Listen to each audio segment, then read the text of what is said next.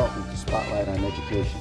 I'm Dr. Jon Kopko, Superintendent of the East Brunswick Public Schools, and your host for the program. Our topic for today is going to be the East Brunswick Education Foundation, and we're very fortunate to have in the studio today two of the trustees of that foundation. First of all, Susan Lamond. Susan is the co-chairperson of the Grants Committee, and Elaine Stagg, who is the chairperson of our fundraising committee. And I would like to begin with just a little bit of background, and Elaine, maybe you could tell us what the purpose of the foundation is and when it was formed.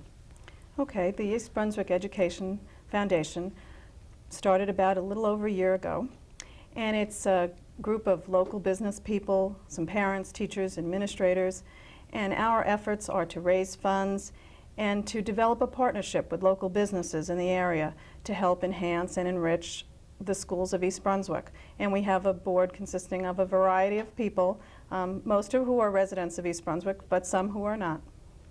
Now, Susan, your committee has really a dual purpose. You award grants, but you also apply for grants. And from what I understand, you've just had the good fortune to be awarded one of those grants. And maybe you could tell us a little bit about that. Yes, we have. We're very excited about a grant we just received from the Bristol-Myers Squibb Foundation.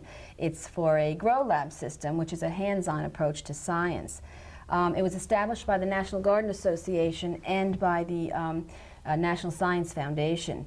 The Grow Lab provides a integral indoor gardening system with adjustable lights, programmable timing for water systems, and it can be used to study rainforests, to mimic a desert environment, and the children can get a really hands-on look at environmental stresses and how it reacts. It's a wonderful program. It comes with videos, posters, and an extensive written material for the teachers to use in the classroom. It really sounds like a great project. Let's discuss now some of the grants that you actually award. What is the procedure for applying, and who receives the grants? We have a application process that's very simple. It's a one-page application. It's available to all teachers in the school, and we look for grants that provide direct impact on the children and really enhance the existing curriculum. It's a very it's a 1 month. They have 1 month to go along with the for us to review the grants, and then they look at it, and then we award them after a period of time. We have many grants that have been awarded, and we're going to look at a few of them, I believe. We do have that tape available, and we're going to ask you to tell us about some of those projects as we do view the tape. This project, which combined environmental education and landscaping, took place at Bound Monroe School last spring. The grant, awarded to art teacher Valerie Rubinskis, provided funds for the purchase of shrubs and flowers for the students to plant at the entrance to the school.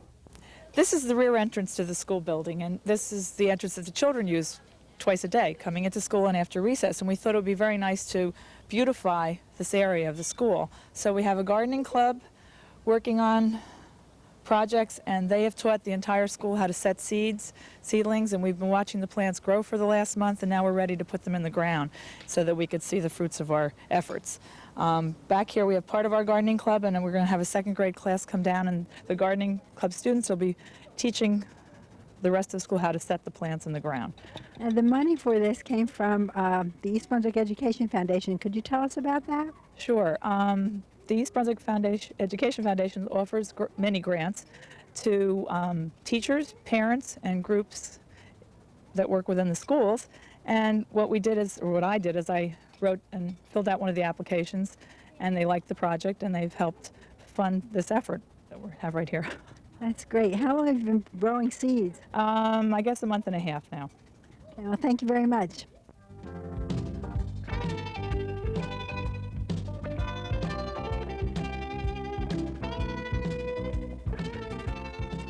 This project, called Reading Circles, is the result of a grant awarded last year to Joan Schlemmer, a 4th grade teacher at Irwin School. And she's continuing to use the book she purchased with her students this year. Okay, what is the title of the book that you're reading? Ice Dancing. Ice Dancing. Do you get any kind of clue as to what the story, or did you have any kind of clue as to what the story would be about from the title or the picture? Yeah. Look at the cover page. Use your book, baby.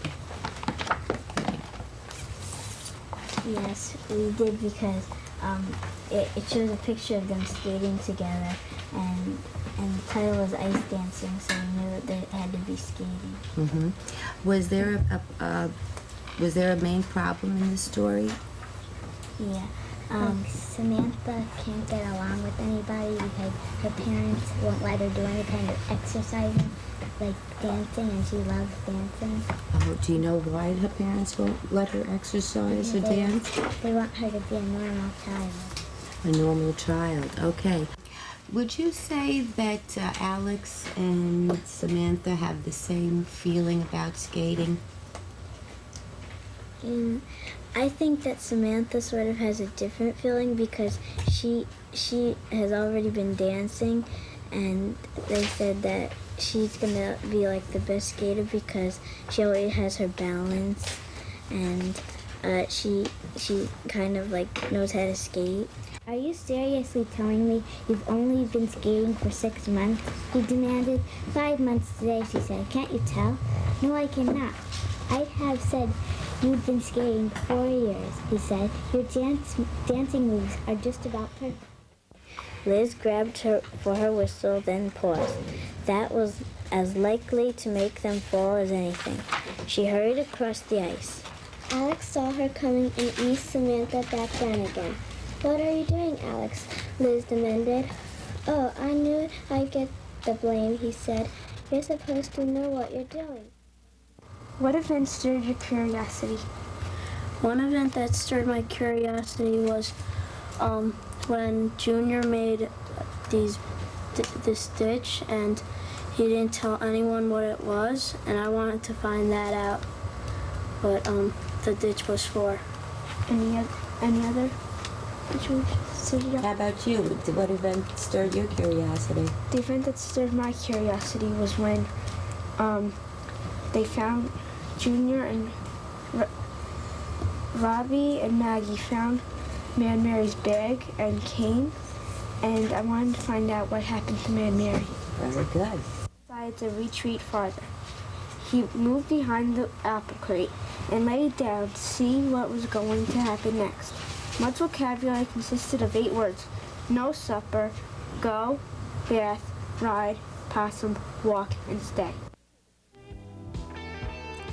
This is a computerized reading program at Warnsdorfer School, provided with a grant awarded to Mary Bodie, the reading specialist, and Thelma McSween, the media specialist.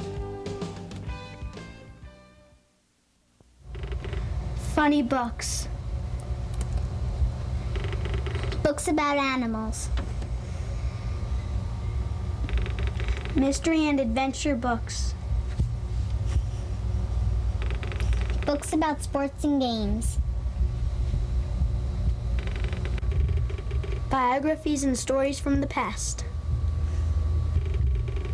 Books about fantasy and magic. Books about growing up.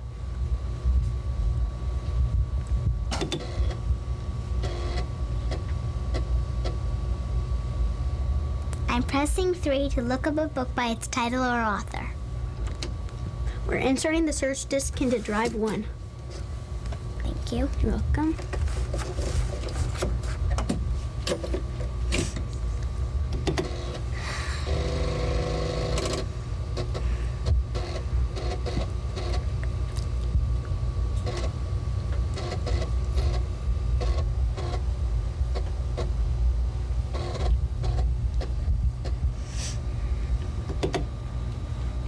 I'm pressing 3 to look up a book by its title or author. I'm pressing 1 to look up a book by its title. I'm pressing BE for the first 2 letters of the title. Be a Perfect Person in Just 3 Days by Stephen Means. I'm pressing 1 to learn more about this book.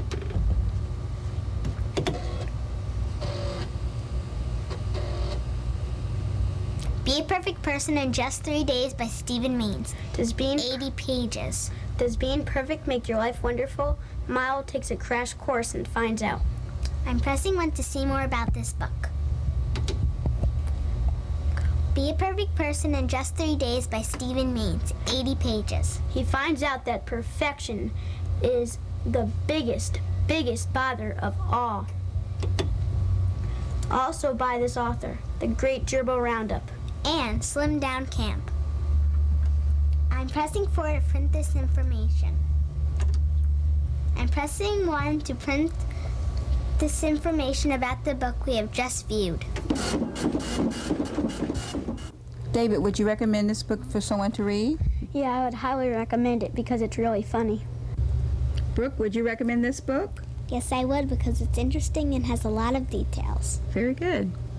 Brooke, do you enjoy using a computerized reading program? Yes. David, what is your response to this? I think it's much easier than looking up a book in the card catalog. Well, have you used this to find other books by the same author? Yes, we have.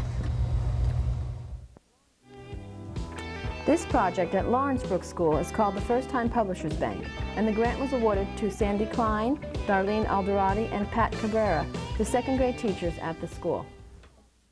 All right, boys and girls, Sam has published his book today, and he's going to be sharing it with you. And as we've discussed, Sam will receive 50 cents for his published work that he will be able to deposit into his account and later able to buy something in the second grade store. Now remember, this is an activity that the Lawrence Brook second graders are doing, but we actually got this idea from another second grade teacher called Mrs. Shulman, and we adapted it to our needs. So Sam, why don't you share your book with us? Sam's Amazing Desk by Sam Law. Once there was a boy named Sam. He had an amazing desk, but no one ever knew that. Sam's little picks off. It could talk, it could move, and it had a great mind. Sometimes his classmates thought Sam was talking to a wall. Sam had to shut him up for that. One day, Sam's teacher said, "We are going to get new desks."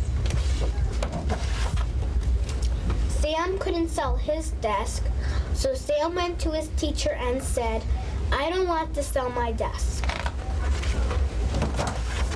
His teacher said, "But your desk is all dirty." "Can I do anything to stop selling my desk?" asked Sam. "Well," said Sam's teacher, "you can pay $50.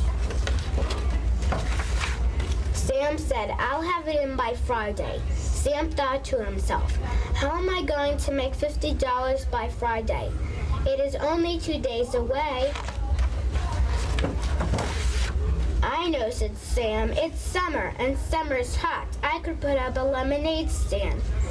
Sam put up a lemonade stand, and by the end of the day, Sam had $50. Sam gave the money to his teacher on Friday, and he got to keep his desk. Sam was proud of what he did, and because of that, his desk lived on for centuries. Okay, Sam, you did a really nice job on your story. Who would like to make a positive comment, please, about Sam's book?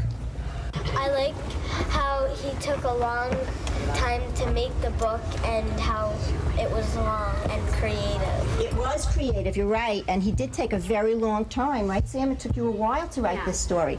Yes? I like the way that he drew the pictures. You liked his illustrations. Nicole? I like how his book was interesting. Exactly. Sam, you're going to come over to Mrs. Lubin, and you're going to get paid for your book. That was very good. Here's 50 cents for your book. And now we're going to put it into your bank book. We're going to write the date.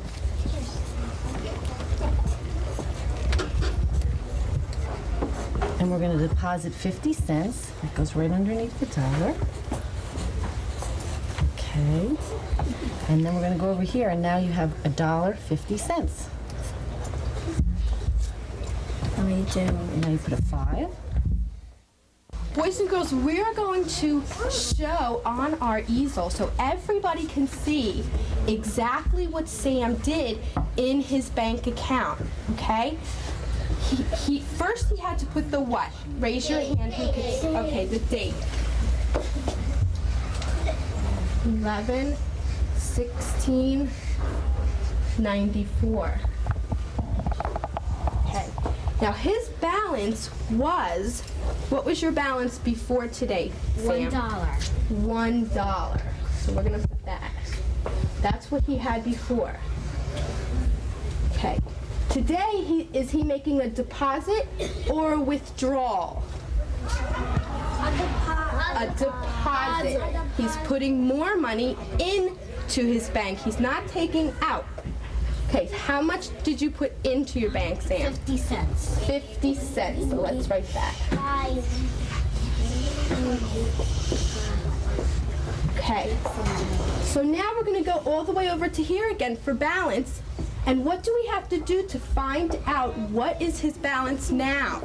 What do we have to do with these two numbers? Tal? Add, like, put the 1 in front of the 50 and make it $1.50. Right. Are we going to add or subtract those two numbers? Add them. So $1 plus 50 cents is? $1.50. $1.50. Very good. $1.50. How are you today? I see you've come with your bank books to purchase something from our first-time publisher store. We have bookmarks that range from 10 cents, and we have file folders that you can bring home and color to put your homework in at $1.25. There are other things to purchase. We have sports pencils, 50 cents. We have pencil sharpeners for 50 cents, and we have a variety of other items that range in between. Who's going to be spending money today? Okay, good. Let's get going. Come on, Derek, you're up first.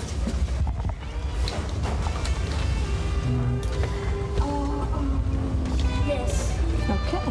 You can bring it over to Mrs. Bellasano and she'll take your account. Who's next? What would you like to purchase today?